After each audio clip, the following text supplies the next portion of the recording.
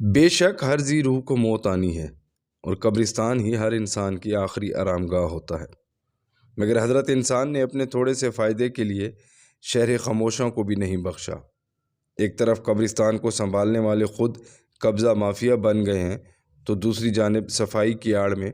جنگلی بوٹیوں کے ساتھ ساتھ قداور سایہ درختوں کو بھی کاٹ دیا گیا ہے اور کوئی پوچھنے والا بھی نہیں ہے۔ شدید گرمی میں جب لوگ کسی میت کو دفنانے کے لیے قبرستان آتے ہیں تو سوا نیزے پر سورج کی دھوپ میں ان کو پورے قبرستان میں کہیں سایہ نظر نہیں آتا،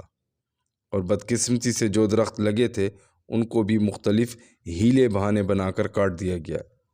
اور تعجب کی بات ہے کہ کسی نے پوچھا تک نہیں ہے کہ کس نے کس کی اجازت سے درخت کاٹے ہیں اور کون لے گیا ہے، اور وہ کون سی قوت ہے جو قبرستان کے اراضی اور وسائل پر قابض ہیں۔